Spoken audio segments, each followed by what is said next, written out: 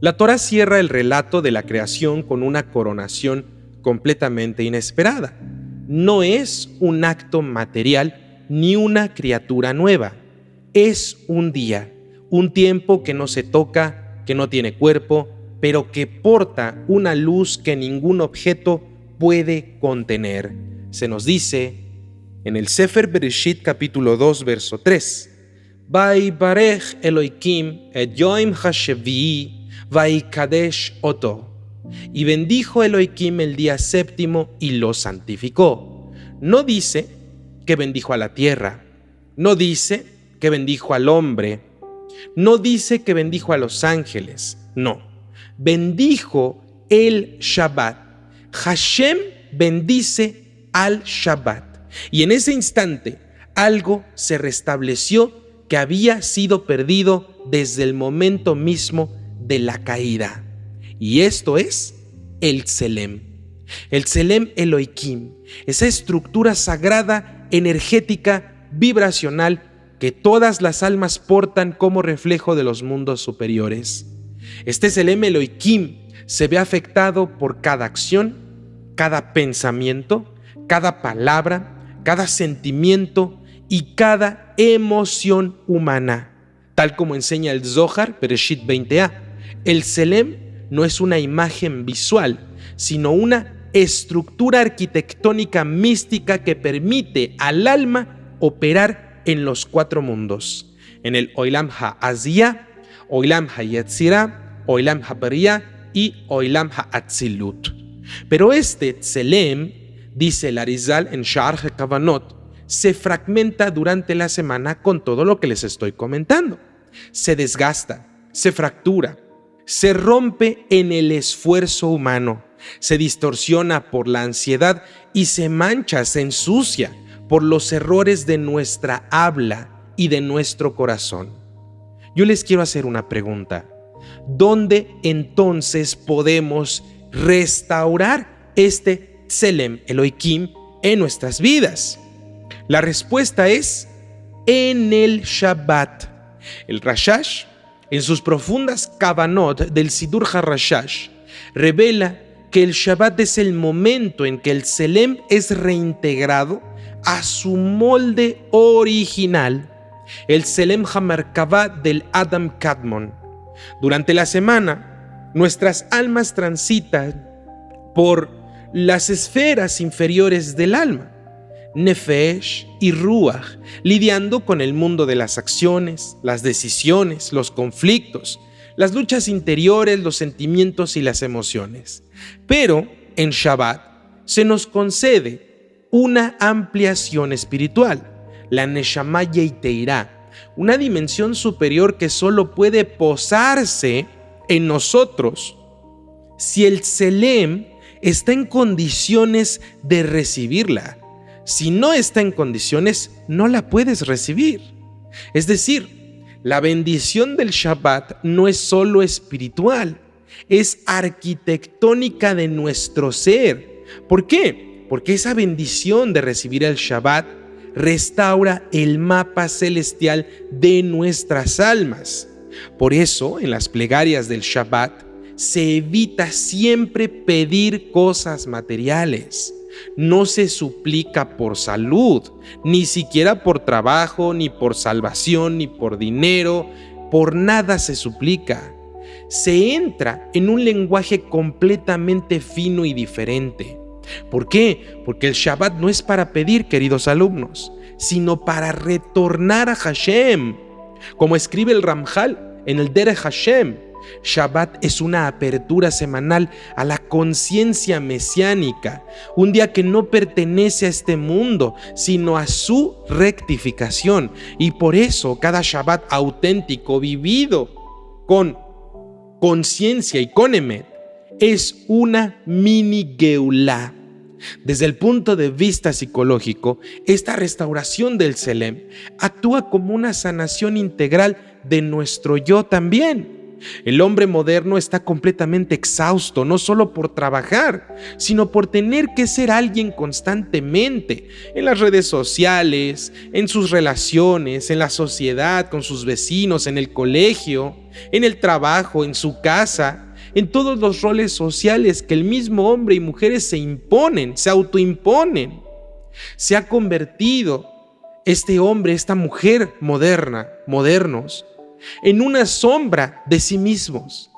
Pero el Tselem Elohim, dice el Zohar volumen 1, 47a, no depende de la fama ni del cuerpo, no depende de nadie externo, sino de la luz que uno mismo porta dentro de sí en silencio. Y ese silencio solo puede emerger cuando uno cesa de acción, cuando nos detenemos completamente, cuando reposamos correctamente, cuando se detiene la maquinaria de la necesidad. Así, Shabbat no es solo descanso físico, es descondicionamiento del ego. Es el único día donde el alma tiene permiso y mandato de no ser útil, de no producir nada, de no competir. Es el día en que uno recuerda que ya es, lo que Hashem le dijo que fuera desde el principio. Que ya tenemos Tselem, es lo que nos recuerda, aunque durante la semana lo hayamos olvidado. Y como tal enseña el Sefat Emet en este punto, el Tselem solo se revela cuando el hombre cesa de esconderse de sí mismo.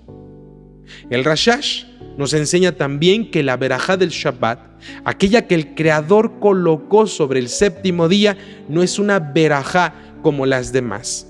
Es una radiación que nos permite, y a los mundos superiores, descansar del dolor de ver al mundo inferior tan fragmentado. Es un momento de alivio cósmico, y ese alivio se derrama también sobre el alma de nosotros mismos.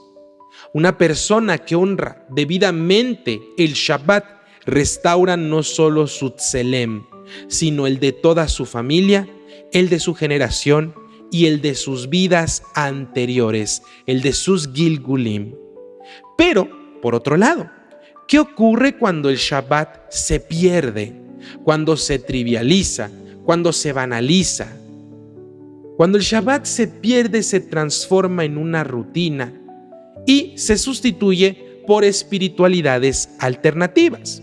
Y aquí en este punto, el Tselem de la persona que hace esto comienza a apagarse, no de golpe, sino gradualmente, como una lámpara sin aceite. Y esa pérdida se manifiesta en ansiedad crónica, en desconexión interna, en la incapacidad de meditar, en la incapacidad de amar sin posesión, en la incapacidad de descansar verdaderamente como se estableció por nuestro bendito Creador. Por eso, muchos sabios nos enseñaron que el Shabbat es el termómetro espiritual de nuestra alma. Si no hay Shabbat, no hay contención para ella, no hay contención para nuestra Neshama. Por eso, no es exagerado decir que el Tselem del hombre moderno solo puede restaurarse si se redime el tiempo. Y no hay una forma más poderosa de redimir el tiempo que detenerlo cada 7 días. No como evasión, queridos alumnos, sino como un acto de soberanía espiritual. Porque quien guarda Shabbat declara sin decirlo que su alma aún pertenece al mundo por venir. Y quien recibe el Shabbat con conciencia va a reintegrar su Tselem que perdió entre los escombros de la semana. Y así, la bendición del Shabbat no solo es cósmica, sino terapéutica. Y su santidad no es solo externa, sino estructuralmente interna también, porque reinstala el alma en el molde de la creación original. En ese molde hay paz, y en esa paz el alma recuerda lo que era antes del exilio y comienza a ser lo que fue destinada a ser. Para todas las personas no judías que quieran guardar Shabbat y escuchen esta clase, por favor, encarecidamente les pido que no solo porque entiendan que Shabbat es importante, quieran asumir o guardarlo a lo loco, sin preparación y sin tener bien definido lo que se tiene que hacer, el procedimiento y las implicaciones que conlleva. ¿Por qué? Porque todo esto cuenta mucho. Las halajot de Shabbat son importantísimas. Los horarios específicos, la liturgia y la intención adecuada de cada proceso, de cada verajá. No es tomar un sidur y recitar mecánicamente lo que viene ahí como Dios me da a entender. No es así. Si han dispuesto ya en sus corazones, en su ser, una conversión formal al judaísmo, necesitan prepararse. Todos aquellos que lo quieran hacer de forma correcta necesitan educación. Educarse primero, antes de guardar cualquier mitzvah. Esto es lo correcto. No es hacer primero y luego aprender. Lo correcto y lo adecuado para sus almas y sus vidas es primero prepararse, educarse, luego practicar bajo supervisión, y una vez que han entendido los procesos, se puede cumplir una mitzvah específica. Les recomiendo los cursos que ya están disponibles, o bien acérquense a través de mi WhatsApp oficial para recibir orientación precisa y supervisión concreta para evitar que hagan algo que en lugar de traer bendición, haga que sus almas carguen con un kitruk negativo. Como dato importante les comento, no porque tengan la buena intención de cumplir con una mitzvah y lo hacen mal, van a estar justificados. La buena intención no los va a salvar del problemón de irresponsabilidad en el que se puedan meter.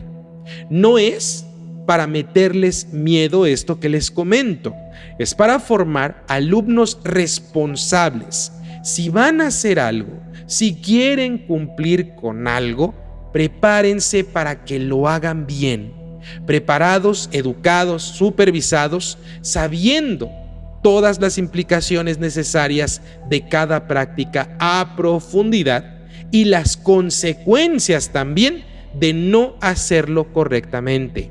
Porque como he dicho en diferentes temas del canal, el judaísmo no es un juego, queridos alumnos. No es hoy me siento emocionalmente bien o espiritualmente compatible con esta ideología y cumplo una mitzvah.